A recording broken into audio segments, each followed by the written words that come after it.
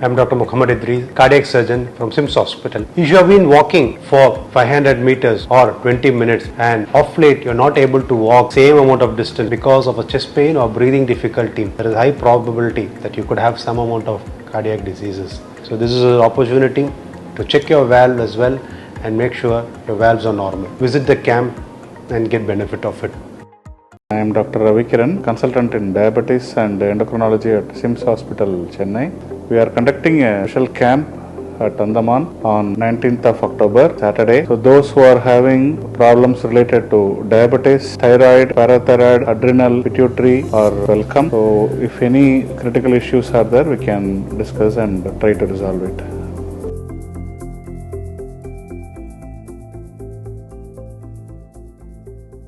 नमस्कार, जय हिंद। जैसा कि आप सबको पता है, हाल फिलहाल में ही द्वीपों में भारत के minister of road transport and highways Shri Nitin Gadkari ji का आगमन हुआ था और उसके बाद यहाँ के हमारे द्वीपों के सांसद श्री विष्णुपद रे जी के हस्तक्षेप से,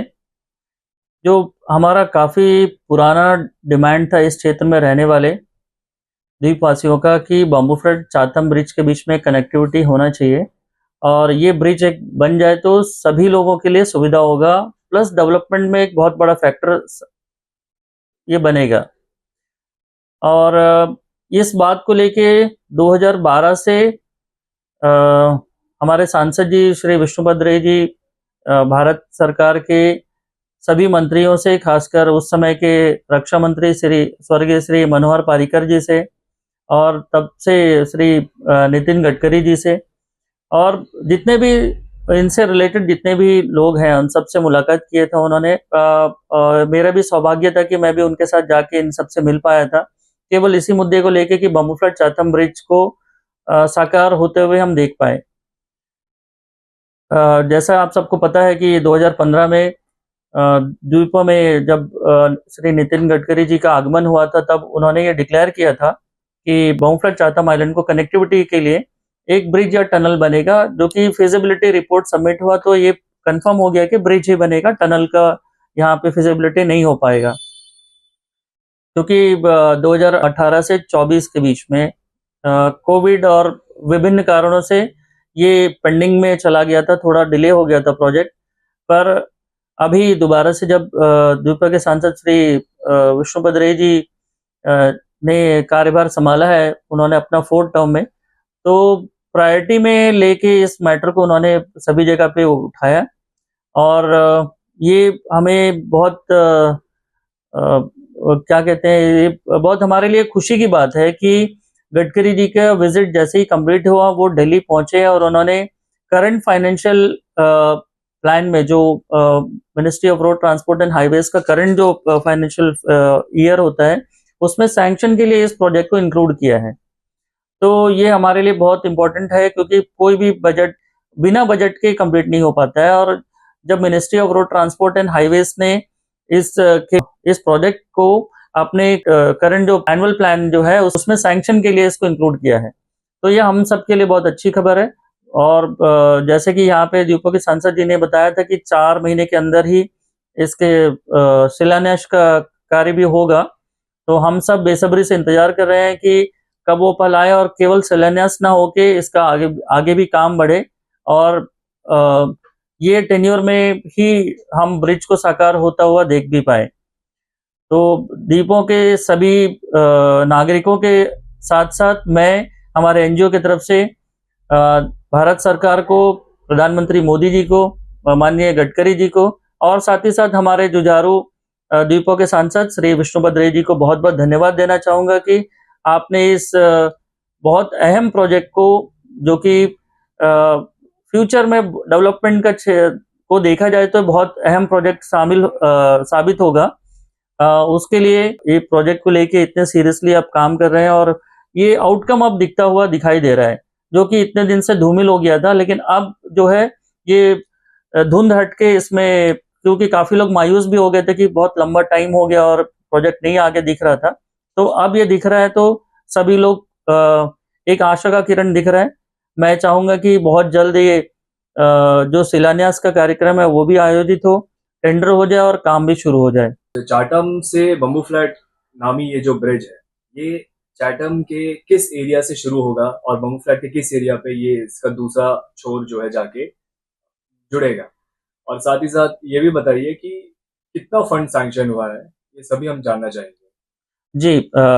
ये जो आप गूगल मैप अगर आप उठा के देखेंगे, जो गूगल अर्थ है उसमें गूगल में अगर आप देखेंगे तो ये शीशो रोड जो है कनेक्टिविटी का, शीशो रोड के जो टर्निंग है जहाँ पे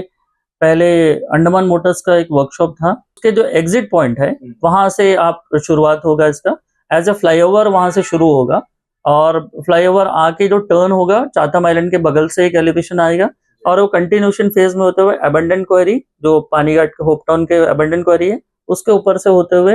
होप टाउन का जो एलपीजी का जो जेट्टी अभी बोलते हैं उस जेट्टी से क्रॉस होते हुए 4.2 किलोमीटर्स का लेंथ अभी जो डीपीआर में सबमिट किए हैं 4.2 किलोमीटर्स का टोटल लेंथ होगा इसका।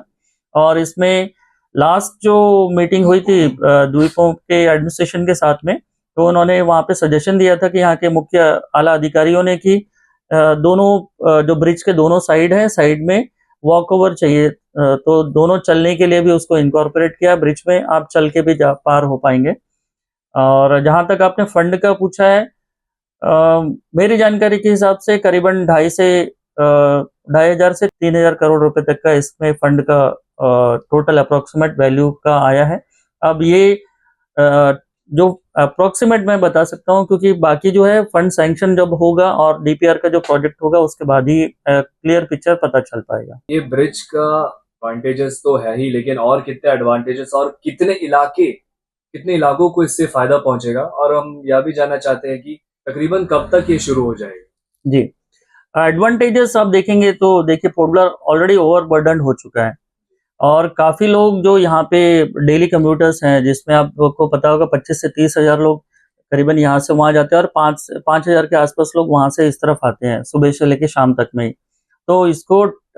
हैंडल करना पूरा का पूरा डिपेंड आज हम कर रहे हैं व्हीकल फेरी और फेरी सर्विस के ऊपर में, DSS directorate of shipping services के ऊपर में। तो ये जो ऑपरेशनल कॉस्ट है पूरा का पूरा जो तो साथ ही साथ आपको वेटिंग पीरियड बहुत ज्यादा लग जाता है। अगर आप क्रॉस करने के लिए आप जाएंगे तो आपका ट्रैवल टाइम 10 to 15 मिनट्स लगता है, पर पूरा ट्रैवल आप करने के लिए वेटिंग करिए और वहां पे पहुंचे इसके लिए आप करीबन 1 घंटे आपको बर्बाद हो जाता है। तो ये आपका प्रेशियस टाइम बचेगा, सबसे बड़ा नंबर 1। नंबर 2, जो लोड सिटी के ऊपर पड़ रहा है श्री विजयपुरम के ऊपर, वो लोड कम होगा क्योंकि काफी लोग हैं जो बच्चों को पढ़ाने के लिए या फिर ट्रीटमेंट के लिए या फिर ऑफिस वर्क के लिए जिनका यहाँ पे घर है पर वहां जाके शिफ्ट होकर रह रहे हैं, वो लोड कम होगा उनका। यहाँ पे वाटर रिसोर्सेस के अच्छे स्रोत हैं, जो वाटर रिसोर्सेस अगर ब्रिज बन जाएगी तो कनेक्टिविटी यहाँ से पानी का भी हम पोर्टब्लेयर को श्री विजयपुरम की तरफ हम लेके जा पाएंगे। थर्ड है कि टूरिज्म सेक्टर, इस तरफ का टूरिज्म सेक्टर काफी नेग्लेक्टेड है या फिर ये कहा जाए कि कनेक्टिविटी की वजह से कम है। तो ये ब्रिज बनेगा तो माउंट मणिपुर हो या फिर शोल बे हो, राइटमो क्रीक हो, नॉर्थ बे हो, ये सब काफी अच्छा डेवलप कर पाएगा। टूरिज्म सेक्टर के हिसाब से देखा जाए तो भी अच्छा है। और ऑल टुगेदर अगर देखा जाए तो पोर्टब्लेयर सिटी डिकंजस्ट होगा, कम्यूटर्स के लिए हमें बहुत सुविधा होगा। और दूसरा प्रश्न आपका कब तक ये शुरू हो पाएगा, ये तो जैसे गडकरी जी और माननीय सांसद जी ने कहा है कि 4 महीने के अंदर इसका शिलान्यास होगा। और मैं सभी से तो यही अपेक्षा है कि जैसे शिलान्यास हो इसके साथ ही साथ काम भी शुरू हो, क्योंकि बहुत सारे प्रोजेक्ट ऐसे पाए गए हैं कि जहाँ पे शिलान्यास हो गया है और उसका काम रुका हुआ है, काम अब तक भी शुरू नहीं हुआ, 4-5 साल हो गए हैं। तो सबको यही अपेक्षा है कि केवल शिलान्यास तक ना हो के ये काम आगे भी बढ़े और हम अपने जीते जी ये ब्रिज को साकार होता हुआ देख पाए। जैसे कि ये ब्रिज बन जाता है, इसके बाद डीएसएस पे कितना प्रभाव पड़ेगा इसको लेकर के? वहां पे जितने कर्मचारी हैं जो यहाँ पे डीआरएम पे काम कर रहे हैं, खास करके इन लोगों का क्या होगा? देखिए, शिपिंग सर्विसेज को एक्सप्लोर करने के लिए काफी जगह है अंडमान निकोबार में, बहुत जगह है, बहुत सारे रूट्स है जहाँ पे डिप्लॉय कर सकते हैं। एग्जिस्टिंग में आप फोर शोर में अगर आप देखेंगे तो डनस्पन रूट स्टिल ओपन होगा। इसके बाद में आप बाकी जगह पे जैसे नील हैवलॉक और बाकी जगह पे शिप्स का ऑलरेडी आपको भी पता है कि शिप्स काफी सारे पुराने शिप्स हो गए, नए शिप्स अगर आएंगे तो उनमें उनको एंगेज किया जाएगा। तो ये कोई मेरे ख्याल से अभी आज के डेट में 3 और 2 5 बोट से जो चल रहे हैं, इसको ऑपरेट कर रहे हैं पूरे पॉपुलेशन को, जो कम्यूटर्स है उनको। तो आने वाले टाइम में अगर इनको डिप्लॉय दूसरा रूट्स में इनको मिल जाएगा, दूसरे शिप्स में मिल जाएगा, और शिप्स को भी अगर जरूरत नहीं है तो नेचुरल बात है कि उनको बड़े शिप्स में अपग्रेड किया जाएगा, जो कि इंटरलैंड कनेक्टिविटी और मेलैंड कनेक्टिविटी में उनको यूज किया जाएगा। बहुत बहुत शुक्रिया आपका, धन्यवाद। बहुत बहुत धन्यवाद जी, जय हिंद।